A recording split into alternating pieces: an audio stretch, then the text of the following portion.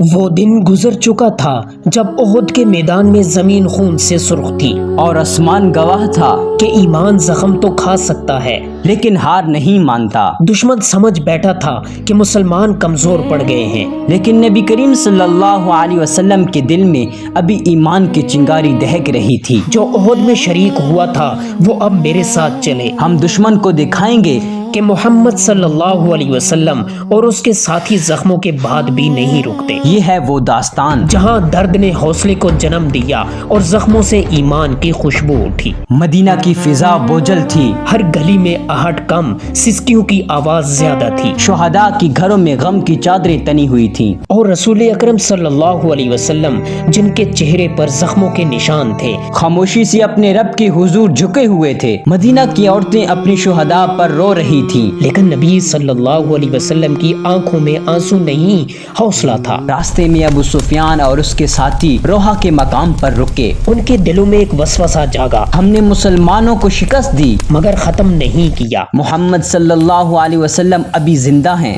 مدینہ اب بھی قائم ہے۔ ابو سفیان کہنے لگا چلو واپس چلتے ہیں، مدینہ پر چڑھائی کرتے ہیں اور انہیں مکمل طور پر مٹا دیتے ہیں۔ مگر اللہ کو کچھ اور منظور تھا اسی دوران مدینہ میں خبر پہنچی کہ قریش پلٹنے والے ہیں۔ نبی کریم صلی اللہ علیہ وسلم زخمی تھے، لیکن آپ صلی اللہ علیہ وسلم نے فوراً فرمایا ہم دشمن کو یہ موقع نہیں دیں گے کہ وہ سمجھے کہ ہم کمزور ہو گئے ہیں۔ آپ صلی اللہ علیہ وسلم نے حضرت بلال رضی اللہ تعالی عنہ کو حکم دیا اعلان کرو جو احد میں شریک ہوا تھا وہ ابھی میرے ساتھ اللہ کے راستے میں نکلے۔ مدینہ کی گلیوں میں نبی صلی اللہ علیہ وسلم کی آواز گونجی اور زخمی جسم اٹھنے لگے، کسی کے کندھے پر پٹی بندھی تھی، کسی کے ہاتھ میں خنجر، کسی کے سر پر خون کے داغ ابھی خشک نہیں ہوئے تھے، مگر ہر زبان پر ایک ہی نعرہ تھا لبیک یا رسول اللہ۔ وہ لوگ جنہوں نے زخم کھانے کے بعد بھی اللہ اور رسول کے بلانے پر لبیک کہا۔ نبی کریم صلی اللہ علیہ وسلم نے فرمایا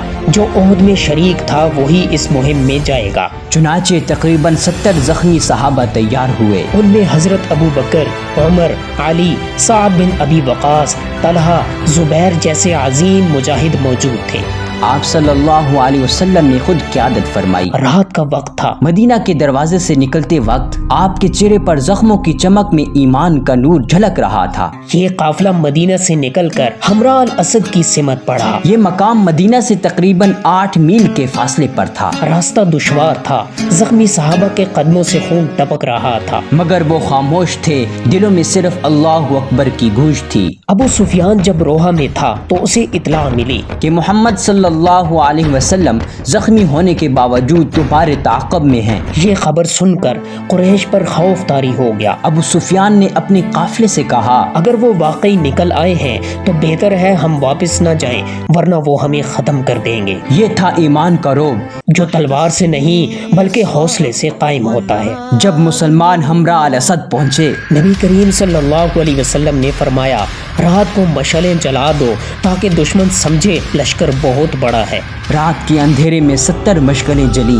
ہر آگ کے پاس ایک زخمی مجاہد بیٹھا تھا، کسی کے ہاتھ میں تلوار، کسی کے ہونٹوں پر ذکر الہی، چہرے زخمی تھے مگر آنکھوں میں روشنی تھی۔ یہ منظر فرشتوں کے لیے بھی رشک تھا۔ جب ابو سفیان کے جاسوس نے رات میں یہ منظر دیکھا تو واپس جا کر بتایا محمد صلی اللہ علیہ وسلم زخمی ہونے کے باوجود مشغلیں جلا کر ہمارے تعاقب میں ہیں، ان کے پاس ایک عظیم لشکر ہے۔ ابو سفیان کے قدم لرز اٹھے۔ اس نے کہا نہیں، اب مدینہ کا رخ نہیں کرنا ورنہ ہم سب ہلاک ہو جائیں گے۔ نبی کریم صلی اللہ علیہ وسلم نے 3 دن ہمراہ الاسد میں قیام فرمایا۔ کسی جنگ کی نوبت نہیں آئی، لیکن ایمان کی فضا ہر طرف چھا چکی تھی۔ پھر آپ صلی اللہ علیہ وسلم نے واپسی کا حکم دیا۔ مدینہ کے دروازے سے داخل ہوتے وقت اللہ تعالی نے قرآن میں ان کی تعریف فرمائی۔ پھر وہ اللہ کے فضل و رحمت کے ساتھ لوٹے، ان پر کوئی گزند نہ آئی اور وہ اللہ کی رضا لے کر واپس آئے۔ یہ جنگ نہیں تھی، یہ حوصلے کی گواہی تھی۔ یہ وہ لمحہ تھا جب زخمی جسموں نے دنیا کو دکھایا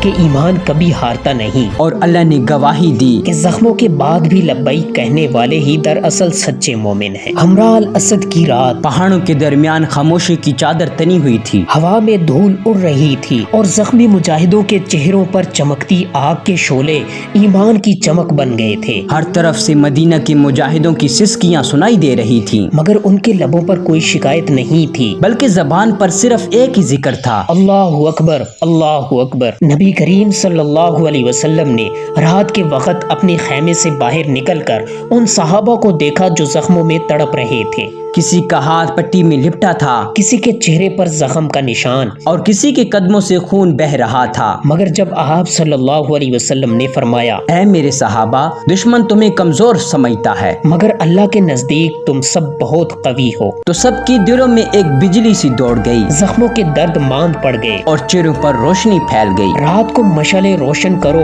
تاکہ دشمن سمجھے لشکر بہت بڑا ہے۔ چنانچہ 70 مشغلیں روشن ہوئیں۔ پہاڑوں کے دامن میں ہر چٹان کے پیچھے ایک الو جل رہا تھا، کسی کے ہاتھ میں تلوار چمک رہی تھی، کسی کے زخموں سے خون ٹپک رہا تھا، مگر سب کی نظریں آسمان پر تھیں، جہاں وہ سمجھتے تھے کہ فرشتے ان کے ساتھ ہیں۔ یہ رات ایمان کی روشنی سے منور تھی۔ اسی دوران ایک قافلے والا نعیم بن مسعود ابو سفیان کے پاس سے مدینہ آ رہا تھا۔ ابو سفیان نے اسے روک کر کہا، مدینہ جاؤ اور محمد صلی اللہ علیہ وسلم کے ساتھیوں کو ڈرا دو کہ ہم دوبارہ ان پر حملہ کرنے آ رہے ہیں۔ نعیم مدینہ پہنچا اور کہا، اے محمد صلی اللہ علیہ وسلم کے ساتھیوں، ابو سفیان ایک بڑا لشکر لے کر واپس آ رہا ہے، اگر تم گئے تو سب مارے جاؤ گے۔ لیکن نبی کریم صلی اللہ علیہ وسلم اور صحابہ کے دلوں میں خوف نہیں بلکہ یقین پیدا ہوا۔ اللہ تعالی نے فرمایا، جب لوگوں نے کہا کہ دشمن تمہارے خلاف جمع ہو گئے ہیں، ان سے ڈرو، تو اس بات نے ان کا ایمان اور بڑھا دیا، اور انہوں نے کہا، ہمارے لیے اللہ ہی کافی ہے، وہ بہترین کار ساز ہے۔ یہی الفاظ رات کی خاموشی میں گونجنے لگے۔ حسبنا اللہ و نعم الوکیل۔ جب ابو سفیان کے جاسوس رات میں پہاڑوں پر نظر ڈالنے گئے تو انہوں نے دیکھا پہاڑوں کے دامن میں مشعلوں کی قطار ہے، ہر طرف شور ہے، لشکر بہت بڑا دکھائی دے رہا ہے۔ وہ بھاگتے ہوئے ابو سفیان کے پاس گئے اور کہا، محمد صلی اللہ علیہ وسلم زخمی ہونے کے باوجود ایک بڑا لشکر لے کر نکلے ہیں، اگر ہم واپس گئے تو تباہ ہو جائیں گے۔ ابو سفیان نے فوراً فیصلہ کیا، ہم مکہ لوٹتے ہیں ورنہ یہ لوگ ہمیں ختم کر دیں گے۔ یوں اللہ نے ایمان کے رعب سے دشمن کو پسپا کر دیا، بغیر ایک تیر چلائے، بغیر تلوار اٹھائے۔ نبی کریم صلی اللہ علیہ وسلم نے ہمراہ الاسد میں 3 دن قیام فرمایا۔ ان دنوں میں مسلمانوں کے زخموں پر مرہم رکھا گیا، لیکن کسی کے چہرے پر کمزوری کے آثار نہیں تھے۔ ہر صبح نبی صلی اللہ علیہ وسلم لشکر کے درمیان کھڑے ہو کر فرماتے، تم وہ ہو جنہیں اللہ نے پسند کیا، کیونکہ تم نے زخموں کے بعد بھی لبیک کہا۔ یہ الفاظ سن کر صحابہ کے دلوں میں نئی جان آ جاتی ہے۔ قرآن نے ان کا ذکر اس شان سے کیا،